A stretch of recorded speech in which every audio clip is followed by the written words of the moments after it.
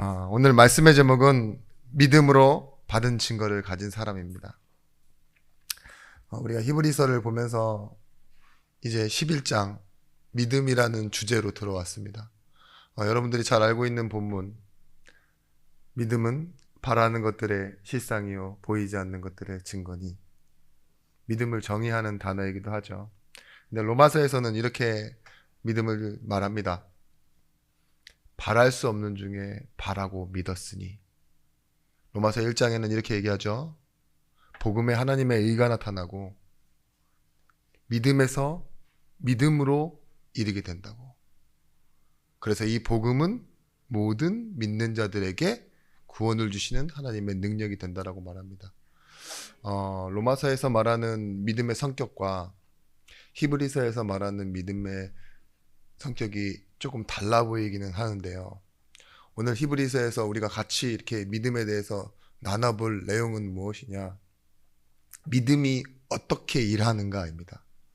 그리고 무엇떤 증거를 우리에게 주는가? 이 부분을 좀 살펴보고자 합니다.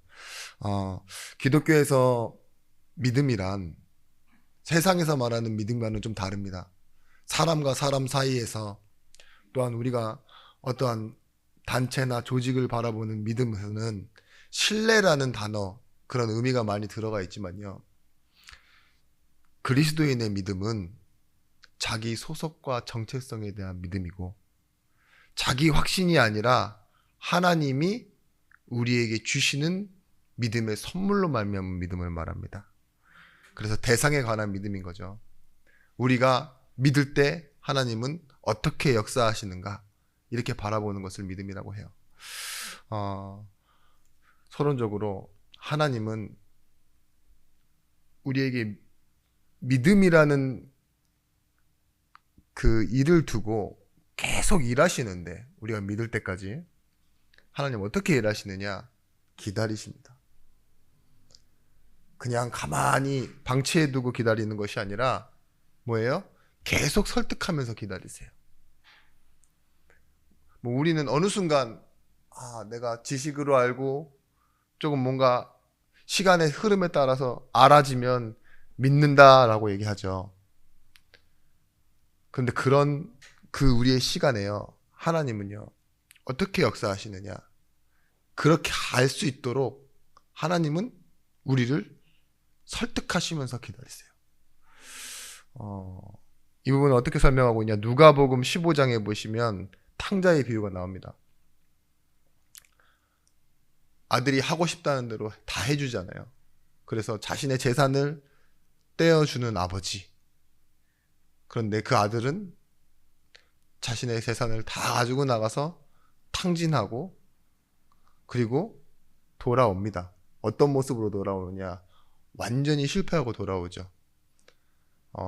돼지 주염 열매, 저주받은 돼지, 유대인들은 돼지를 저주받은 짐승이라고 생각했어요. 근데 그래서 제사 드릴 때 돼지는 이 발굽이 갈라져 있다 그래가지고 사용하지 않았는데, 왜 번제에 돼지고기가 없는지 이제 이해가 되시죠? 근데 다 잃고 돌아와도요, 뭐예요? 아들로 받아주시는 아버지의 모습을 하나님의 모습으로 설명합니다. 뭐예요? 네가 네 가치를 다 잃어버려도 나는 너의 아버지다. 나는 너를 받는다. 너를 기다렸다. 이게 하나님 아버지의 기다리시는 믿음이라니까요. 그러니까 탕자는 아버지와 관계, 의, 이걸 생각해서 이거 하나만 남겨두고 돌아왔는데도 불구하고요, 아버지는 또 자신의 모든 것을 가지고 아들을 받아줘요. 왜 그럴까요? 아버지는 아들을 낳은 아버지이기 때문에 그래요. 그래서 하나님은 우리에게 기다리시는 믿음이 뭐냐? 우리가 깨닫고 알 때까지가 아니에요. 하나님 자신의 책임과 의무를 가지고 기다리시는 거예요. 왜냐? 낳았으니까. 우리를 만드신 분이 누구십니까? 우리를 지으시고 부르신 분이 누구십니까? 하나님이시죠. 그걸 믿는 믿음 속으로 우리가 들어가는 겁니다. 로마서 3장에 보시면 기록된 바 의인은 하나도 없고 모든 사람이 죄를 범하였음에 하나님의 영광이 이르지 못한다 그랬습니다. 그 죄의 결과는 사망이요 하나님의 은사는 그리스도 예수 안에 있는 영생이니라.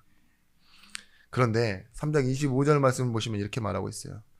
이 예수를 하나님이 그의 피로써 믿음으로 말미암는 화목제물로 세우셨나니 이는 하나님께서 길이 참으시는 중에 전에 지은 죄를 간과하심으로 자기의 의로우심을 나타내려 하심이라. 자, 모르시는 게 아니에요. 하나님 모든 걸 다 알고 계세요. 근데요, 간과하심으로 아시지만 못 본 채 하신다고요. 그리고 넘어가셨어요. 결국은 어떻게 해요? 십자가 앞에서 그 죄의 문제를 해결하시는 거예요. 그때마다 하나님이 여러분 죄 짓는다 이러면 막 벌 주시고 혼내시고 끌고 오시고 이러는 것이 아니라요. 뭐래요? 간과하시고 지나치신 후에 딱 정확한 시간표를 통해서 하나님 그 문제를 끝내신다고요. 여러분 이것을 보고 칭의라고 합니다. 죄 문제를 스스로 회개하고 해결하지 않았는데 하나님이 내가 해결했다. 끝났다. 그래서 믿음으로 의롭다 칭해지는 거 있죠. 우리가 잘 알고 있는 이 로마서 1장 17절의 말씀이 굉장히 중요한 말씀입니다. 믿음이 시작이 누구냐, 주체가 누구냐, 내가 아니라는 거예요. 내가 믿지만. 믿음은 에베소서에도 나와 있지만 은혜의 선물입니다. 내가 고안하고 창안해서 내가 만들어서 내가 가지는 것이 아니라 로마서 1장 17절에 만들고 있어요. 믿음으로 발원지가 하나님이 나를 믿어주신다는 거예요. 내가 나로서 너를 지은 이로써 너를 인정한다가 믿음으로예요. 그리고 뭐예요? 발원지가 향하는 목적지가 믿음에 은혜의 선물이라는 것은 바깥에서 나한테 들어와줬고 내가 기대하지 않았는데 하나님 나에게 주셨다는 거잖아요. 그죠? 이것이 내가 예수를 믿는 동기가 돼야 돼요. 내가 믿고 싶으면 믿어지고 안 믿어 싶으면 안 믿어지는 그런 것이 아니라 믿음으로 하나님이 시작하셨고 믿음에 향하도록 하나님은 지금 일하고 계십니다. 그래서 뭐라고 말하느냐 결론적으로는요. 오직 의인은 믿음으로 말미암아 살리라. 믿음, 히브리서에서 말하는 믿음과 인내와 기다림이라는 단어가 동의어입니다. 오늘 이 히브리서의 기자가 말하고 있는 이 내용이 왜 보이지 않는 것의 실상이요? 증거라고 말하느냐? 믿음은 무턱대고 믿는다는 것이 아니라 증거가 있기 때문에 그 증거를 실상으로 바탕에 깔고 그 위에서 살아가는 것이 믿음이다 라고 설명하기 위함입니다. 2000년 전 이때 성도들이 받는 유혹은 그리고 어려움은 지금의 것과 별로 다르지는 않습니다. 어떤 것들이냐? 눈에 보이는 것들.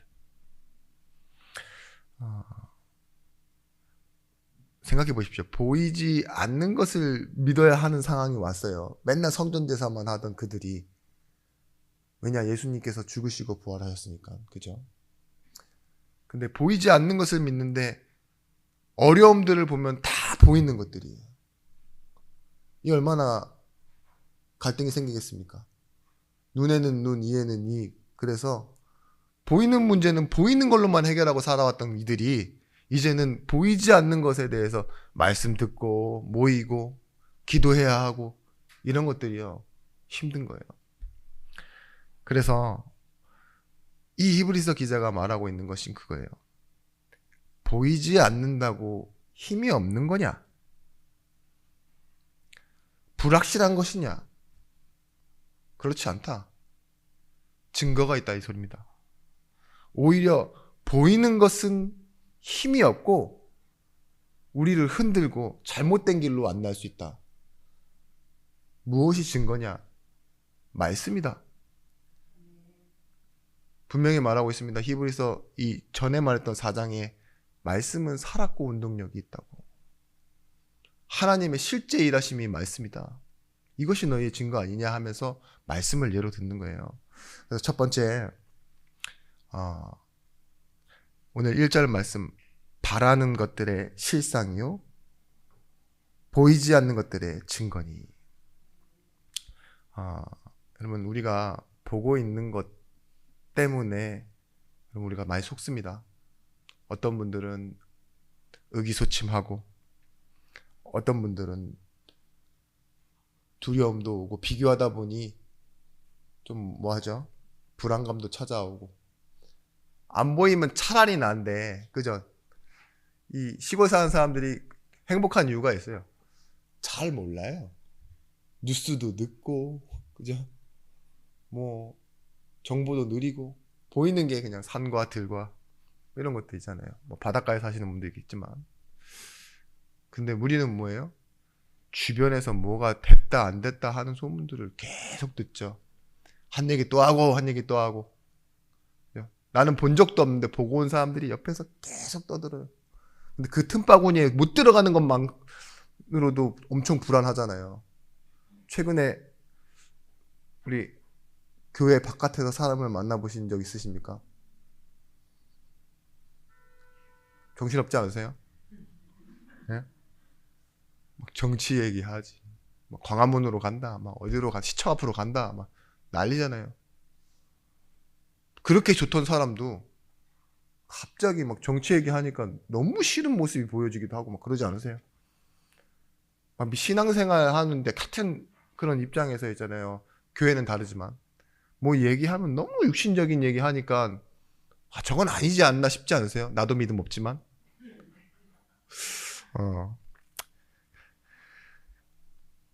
이 아침에 안개가 이렇게 밑으로 쫙 깔려 계실 때 여러분들 너무 깔려 계신데 제 얼굴이 부어서 그런 건지 아니면 여러분들 말씀이 잠깐 어려운 건지 저는 하나님께 맡기겠습니다. 고린도후서 5장 7절 말씀에 이는 우리가 믿음으로 행하고 보는 것으로 행하지 아니하리라. 믿음은 보는 것으로 행하는 게 아니에요. 보이지 않는 하나님의 역사하심을 알 수 있도록 하는 것이 믿음이기에 우리가 믿음을 달라고 기도하는 겁니다. 아이의 아버지가 할 수 있거든, 예수님 내 자녀를 고쳐주세요, 내 종을 고쳐주세요 했을 때 예수님이 뭐라고 했었습니까? 할 수 있거든이 무엇이냐? 믿는 자에게는 능치 못할 일이 없다. 제자들에게는 산을 옮긴다. 겨자씨만한 믿음이 있어도. 그러니까 이 아버지가 제대로 구하죠. 뭘 구하죠? 내게 믿음 없는 것을 도우소서. 이 히브리서 11장 3절 말씀에 이 믿음이 알게 하는 것이 무엇이라고 말하냐? 믿음으로 모든 세계가 하나님의 말씀으로 지어진 줄을 우리가 아나니 보이는 것은 나타난 것으로 말미암아 된 것이 아니니라. 창조 또한 믿음으로 알게 되는 거예요. 여러분 교회 다니면서도 창조 신앙이 없으신 분 계세요. 하나님이 이 세상을 창조하셨다는 걸 안 믿고 그냥 교리적으로 듣기만 하고 믿어지니까 믿고 교회는 뭐 아는 사람들과 함께 다니는 그렇게 착각하시는 분이 있는데 창조가 왜 성경에서 처음에 나와 있고 하나님께서 우리에게 왜 하나님의 모습으로 나타나는지 아십니까? 모든 시작과 원인 근본은 하나님이시다. 이걸 믿는 믿음에서 시작해야 바르게 출발할 수 있기 때문에 그렇습니다. 이를 모르는 사람들이 저한테 이렇게 말한 적이 있어요. 저희 교회에도 직접 오셨고 저와 대화도 많이 했었는데 저한테 계속 얘기하시는 게 이스라엘의 역사예요. 많이 배우셨던 분이었거든요. 그런데 이스라엘의 역사가 물론 저도 지금 공부하면 많이 알 수 있습니다. 근데 굳이 잘 몰랐어요 그때는. 그죠? 제가 뭐 성경의 역사를 배운 게 아니라 복음에 대해서 알기도 바빴으니. 그런데 제가 느낀 본질이 뭐냐?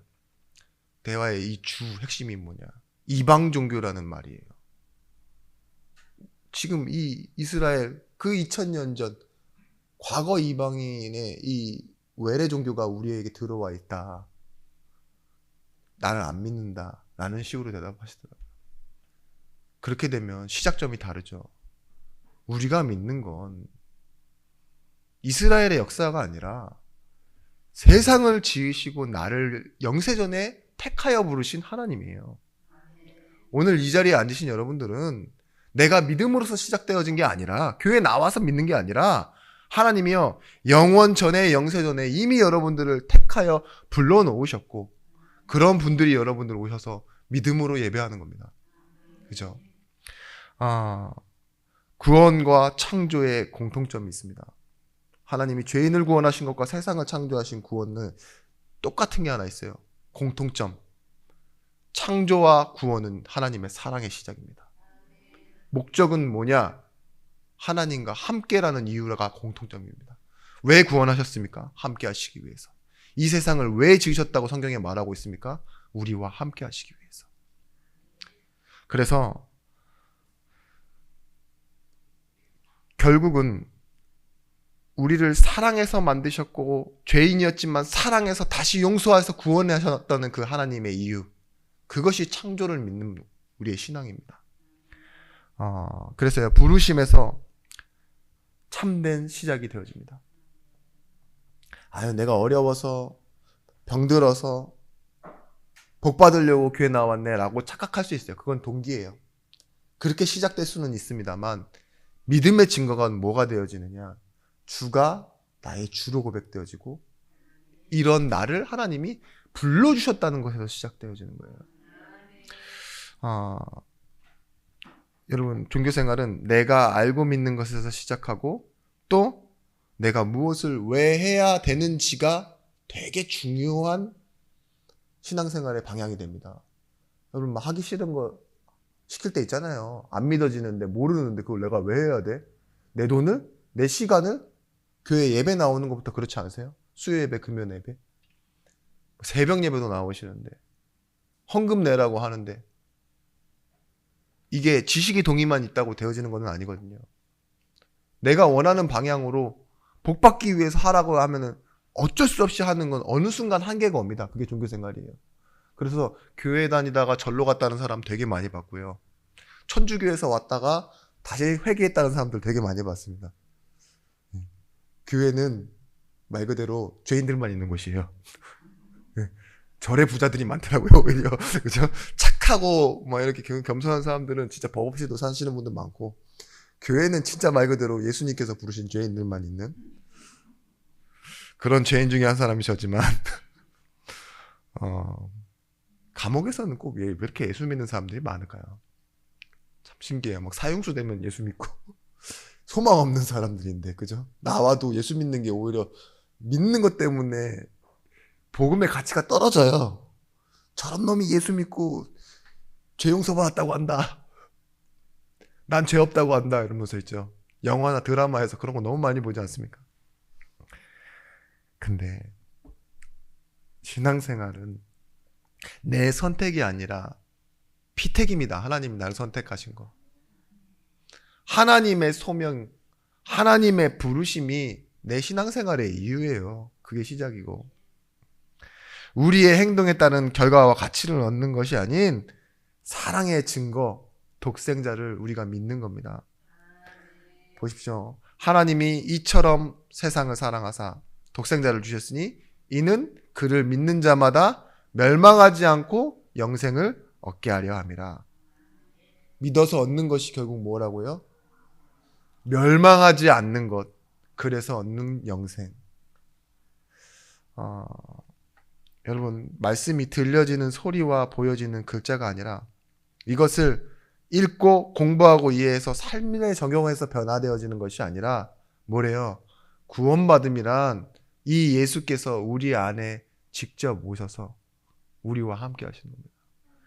여러분, 말씀이 잘 들려주시는 분 있을 거예요. 여러분이 집중을 잘해서가 아닙니다. 성령이 여러분 안에서 마음을 계속 두들기시는 거예요. 그죠? 여러분처럼 안 들으려고 하시는 여러분의 마음을 하나님이 지금 막 이렇게 손으로 때리다가, 저는 지금 망치로 때리셨으면 좋겠어요. 지금 세게 아주 팍팍. 하나님 그렇게 지금 역사하고 계세요. 여러분, 그래서요, 이루어 가고 계신다는 걸 믿으셔야 돼요.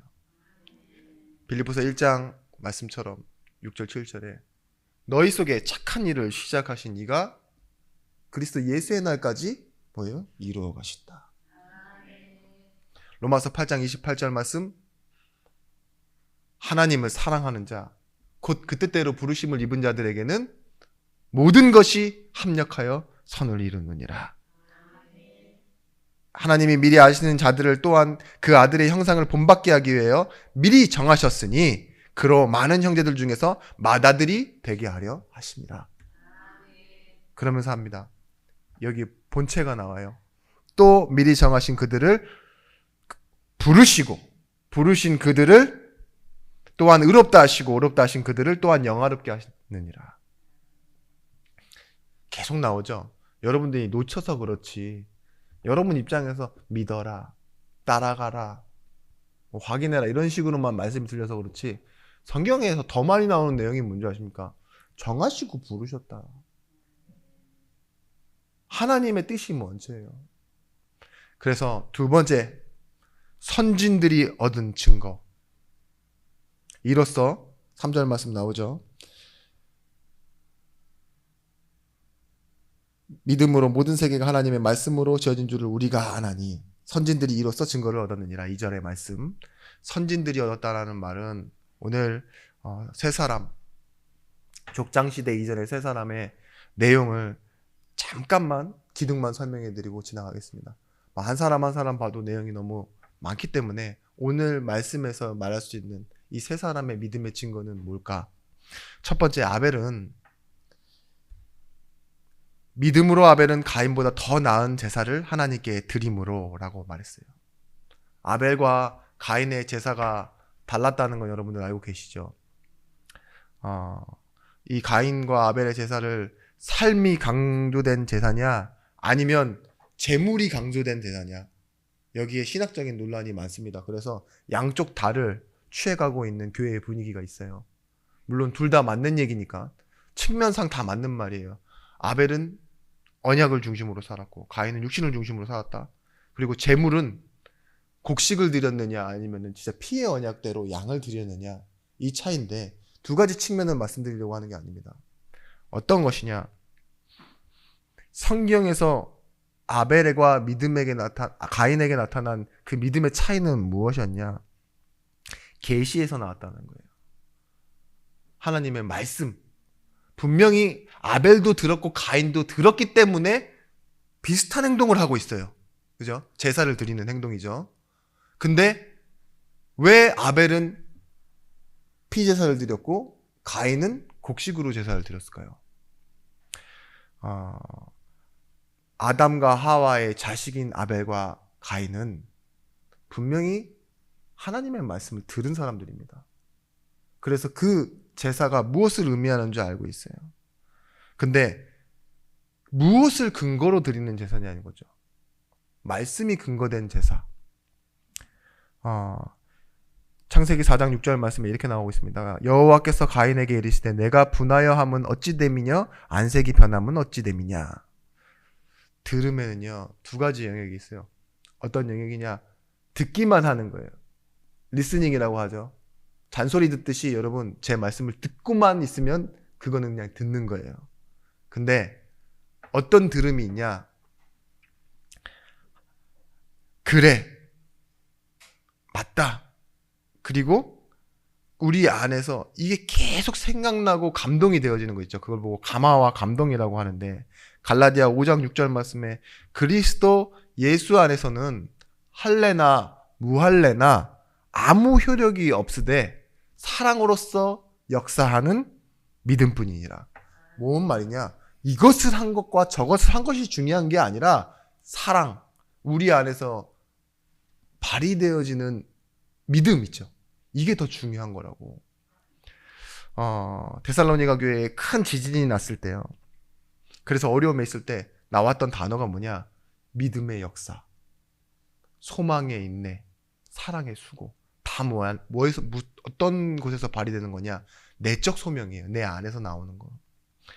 아벨은요, 마음으로 믿어서 하나님의 말씀을 들은 것을 순종했다는 거예요. 가인은 뭐 했어요? 듣기는 들어서 알기는 아는데 자기가 하고 싶은 대로 했다는 겁니다.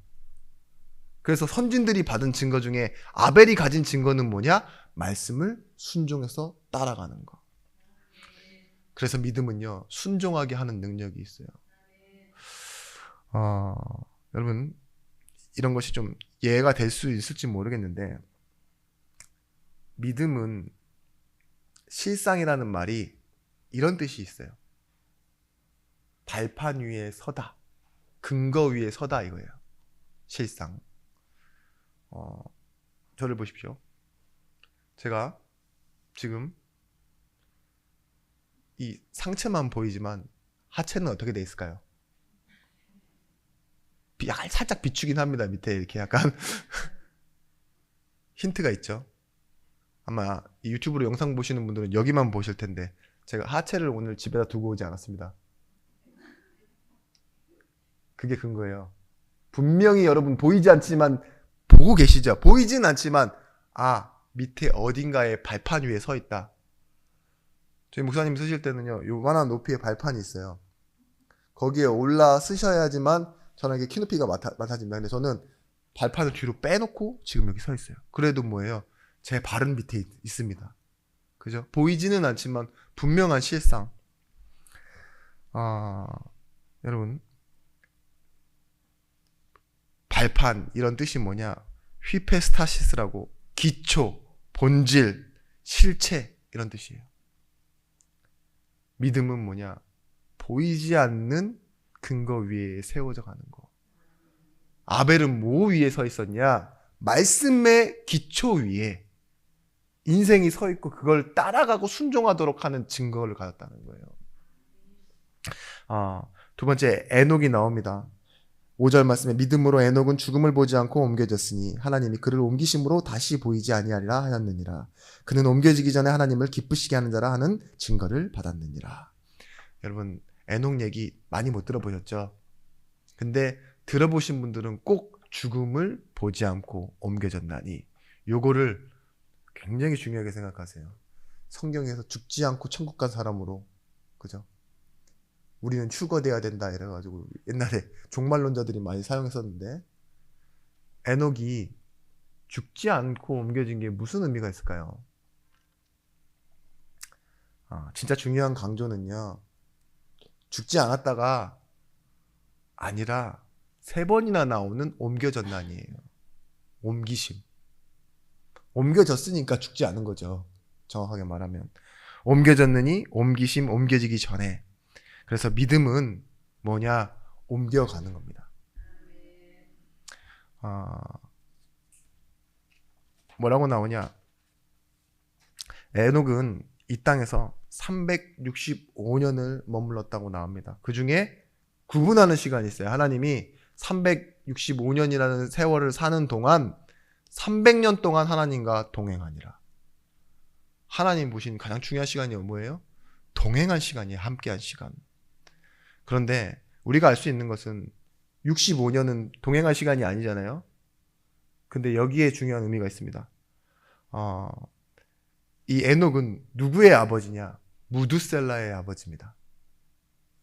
무두셀라가 누구냐? 성경에서 969년을 산 최장수 인물인데 1000년을 살았죠. 거의. 사랑을 했다면 거의 1000년의 사랑을 했을 겁니다. 거의 1000년의 사랑. 근데 이 사람이 이름의 뜻이 뭐냐? 창을 든 자예요. 그리고 의미는 무엇이냐? 네 아들이 죽을 때 심판이 임할 것이다. 그렇게 이름을 지으라고 해요. 에녹에게. 그래서 무두셀라의 이 의미가 무엇이죠? 무두셀라가 죽을 때 그 죽는 날에 노아의 홍수가 났습니다. 다 모른다는 표정이신데 나중에 다시 한번 설명드릴게요. 근데 이전에 말씀드린 적이 있습니다. 무두셀라.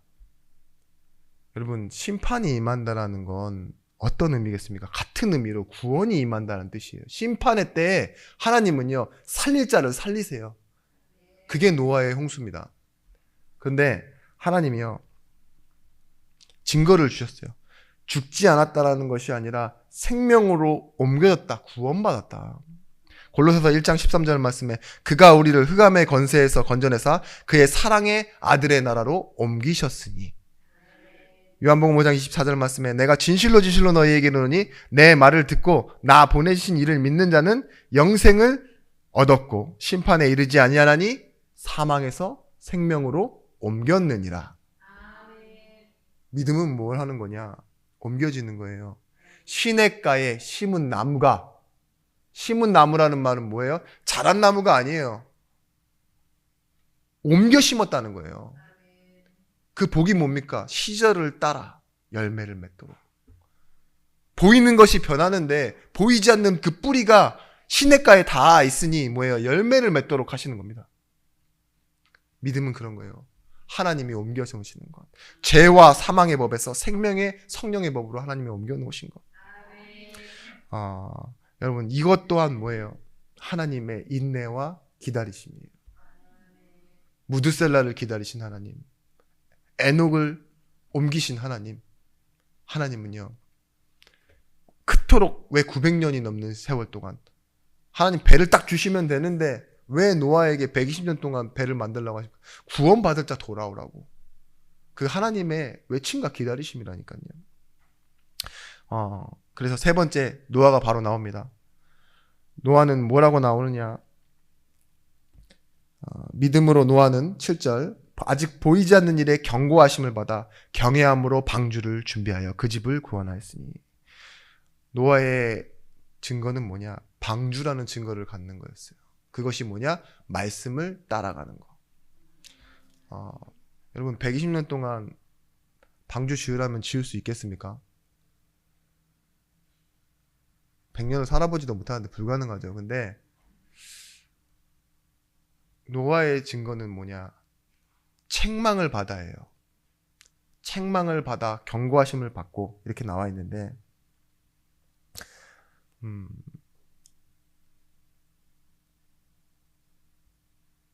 책망은, 경고는 다른 말로 문제의식이 바뀌는 겁니다. 잘 모르죠. 우리는 다 좋은 건 줄 알고 있는데 믿음이 뭐냐? 경고하심을 받는 거라니까요. 이게 나쁜 게 아닙니다. 막 좋은 게 좋은 건 줄 알고 막 살아요. 제가 만약에 저기 어디 뭐 임꺽정 소굴, 홍길동 소굴에서 나오면요 제일 많이 훔쳐온 날이 칭찬받는 날 아니겠습니까? 의적이니까. 그죠? 그게 좋은 걸로 알아요. 근데 제가 그 사또에게 잡히는 날 아니면 검찰청에 끌려가는 그날 저는 그게 죄인 줄 알게 될 겁니다. 그게 경고하시면 받는 거예요. 근데 노아는 뭐냐? 네티피림이라는 시대가 내려서 모든 사람들이 사람 중심, 외모 중심, 물질 중심으로 살아가니까 하나님은 그걸 인정하지 않으셨어요. 홍수로 밀어버리시려고 하는데 거기에 필요했던 사람이 누구죠? 노아. 노아만 문제의식이 있었다니까요. 그 하나님의 말씀에 경고하심을 받아 방주를 지어야 되겠다 하는 인생을 드릴 그런 준비하심이 필요했던 시간이 있었어요. 여러분 개인에게도 이런 시간이 있어야 됩니다. 단순히 말씀 듣는 것이 아니라 진짜 참된 문제를 보는 시간. 내 인생의 문제는 돈이 아니구나. 사람이 아니구나. 내 체면이 아니구나. 하나님의 말씀, 여기에 구원을 받아야 되는 거구나. 이걸 알아가는 겁니다. 여러분 문제의식, 이 말이 나오는 말이 디모데후서 3장 16절 말씀이에요. 모든 성경은 하나님의 감동으로 된 것으로서 교훈과, 여기서 나오죠, 책망과, 말씀이 책망한대요. 그래서 바르게 함과 의로 교육하기에 유익하니. 호세아 4장 6절 말씀에서도 내 백성이 뭐가 없어서 망한다고요? 지식이 없어서 망한대요. 이 말은 뭐냐? 당연히 하나님을 알게 하는 지식이 없어서 망한다는 것도 있지만 지식이라는 건 누군가 전달해줘야지만 알 수 있는 거잖아요. 그걸 가르쳐주는 사람이 없어서, 교훈해주고 책망해주는 사람이 없어서 망한다는 거예요. 여러분 부모님들이 뭐 하죠? 자녀들에게 어렸을 때는요 계속 잘못된 것을 가르쳐요. 물론 뭐 고문하는 건 아니지만 회초리라도 들어서 아이에게 뭔가를 가르치려고 하는 마음이 뭐죠? 매를 맞으면 아프단다. 나중에는 이 매가 채찍이 되고, 나중에는 뭐 가둬놓고 때리고 물로 고문하고 막 이럴 수 있어요. 이런 걸 가르치는 게 아니라 사랑을 가르치려고 하는 거잖아요. 하나님의 말씀이 사랑의 책망으로 다가올 때 우리의 인생은 움직여지는 겁니다. 여러분, 영적인 두려움도 믿음입니다. 그걸 경외함이라고 해요. 하나님을 두려워하다 뛰어가 시작하잖아요. 경외함. 그래서 뭐예요? 그 말씀을 따라가는 것도 믿음이에요. 그래서 뭐가 없어지느냐? 영적인 무질서가 없어집니다. 여러분, 우리는 있는 것으로만 무엇을 만들 수 있어요. 만들 수 있는 것조차도.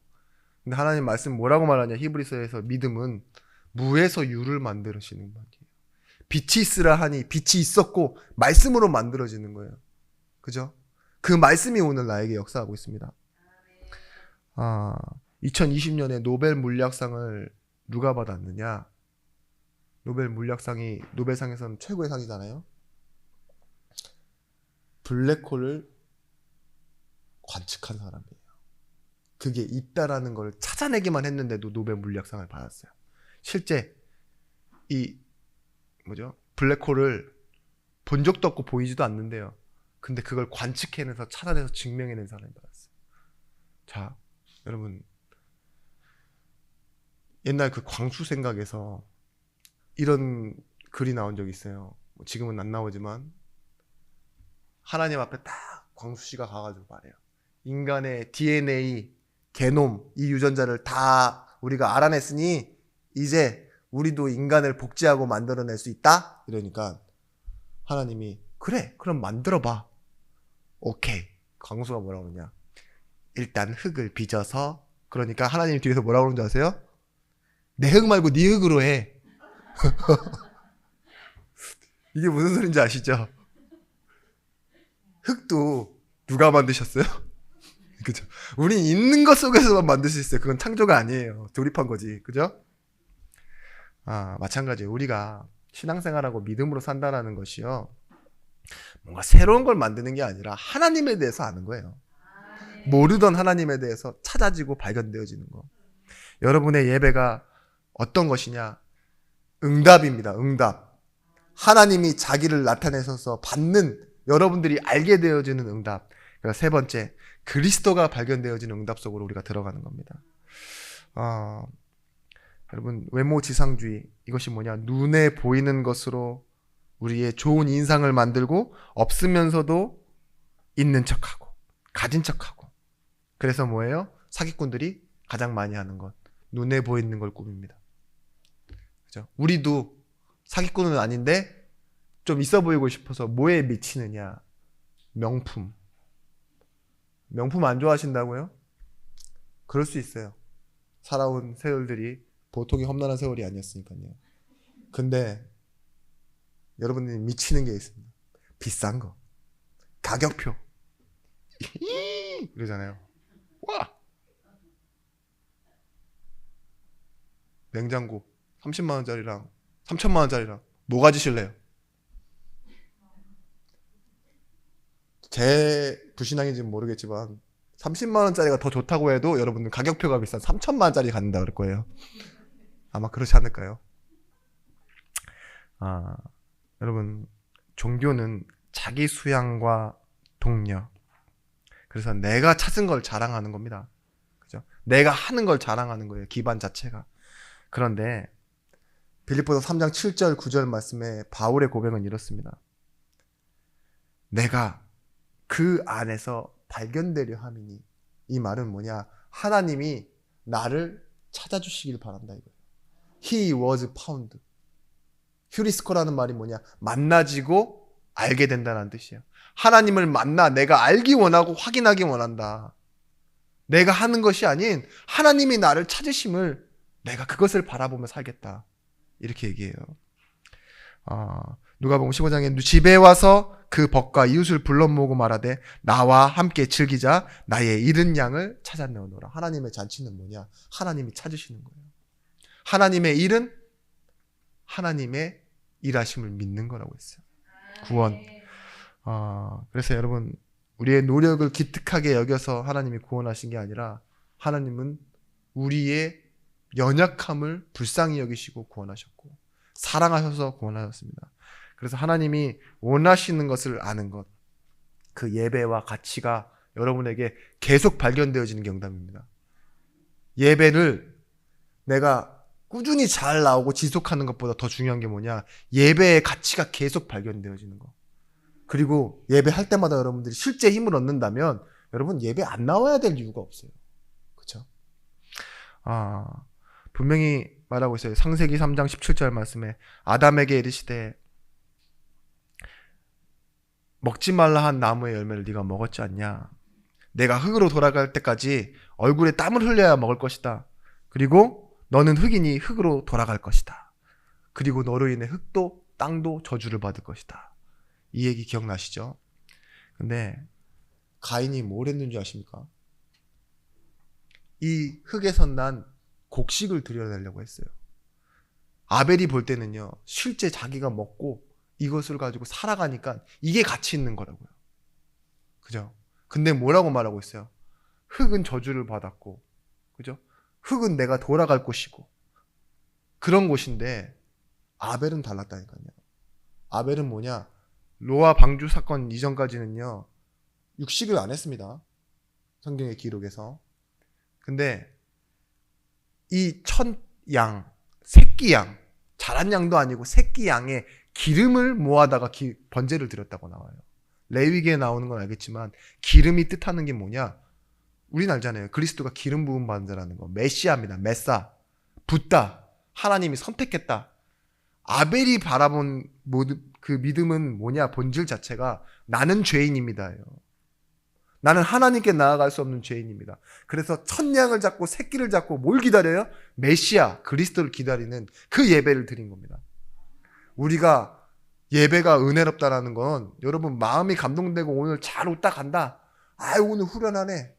이게 아니라 그리스도의 필요성을 발견하고 그리스도의 계획, 하나님의 계획을 내 계획으로 붙잡는 거 있죠. 그게 예배의 참된 가치가 되어지는 것입니다. 여러분 나중 되면 아시게 될 거예요. 믿음이란 말씀이 내 안에 들어오고 은혜의 선물이 돼서요. 믿음이 결국은 내 삶의 선택을 이끌어가요. 말씀이 결국은 내 안에서 역사해서 나를 믿는 자로 살게 하고 나를 전도자로 바꿔가는 것을 여러분들 확인하게 되실 겁니다. 내 선택에 의해서 하고 안 하고가 아니라 하나님의 은혜가 나를 기쁘게 하고 나를 행복하게 하고 이것을 말하게 하는 증인으로. 그래서 여러분 보증은 이것입니다.